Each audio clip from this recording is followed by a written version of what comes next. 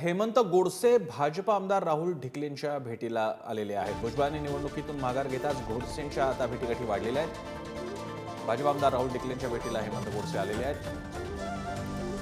अर्थात छगन भुजबळांनी यापूर्वी स्पष्ट केलेलं आहे की त्यांनी व्यक्तिशः माघार घेतली असली तरी राष्ट्रवादी काँग्रेस अन्य उमेदवार देऊ शकते। भाजपने सुद्धा दावा केलेला होता इथे आणि राहुल ढिकलेंच्या नावाची सुद्धा चर्चा होती। त्याचबरोबर आणखी काही नावं चर्चेत होती आणि या सगळ्याच्या पार्श्वभूमीवरती या भेटीला महत्त्व प्राप्त होत आहे। शिवसेनेचे तांत्रिकदृष्ट्या बघायचं झाल्यास शिवसेनेचा विद्यमान खासदार हा शिवसेनेचा असल्यामुळे त्यांचा या जागेवरती स्वाभाविक हक्क एकनाथ शिंदे यांनी मांडलेला असणार, जो स्वाभाविक आहे।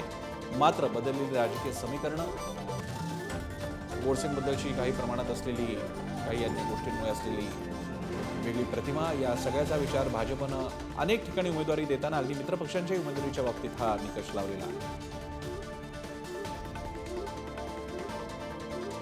किरण ताजणे आपले प्रतिनिधी आपल्यासोबत आहेत। किरण, काय अधिक माहिती सांगाल या भेटीगाठीबद्दल?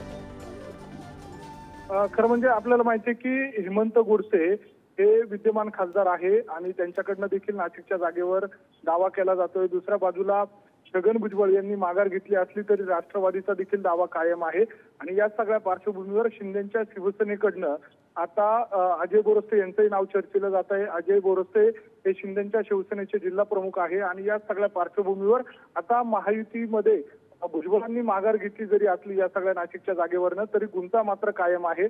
सध्याच्या घडीला जर बघितलं तर महाविकास आघाडीचा उमेदवार जाहीर झालेला आहे। 3 आठवडे उलटून गेले, अद्यापही महायुतीचा उमेदवार जाहीर झालेला नाहीये आणि या सगळ्या गोळामुळे भुजबळांनी माघार घेतल्याचं त्यांनी स्वतः सांगितलं। त्यामुळे एकूणच छगन भुजबळांनी जी काही भूमिका या सगळ्या पत्रकार परिषदेच्या माध्यमातून घेतली त्यामुळे अनेकांची अडचण या निमित्तानं झालेली आहे। धन्यवाद तुम्ही दिलेल्या माहितीसाठी किरण।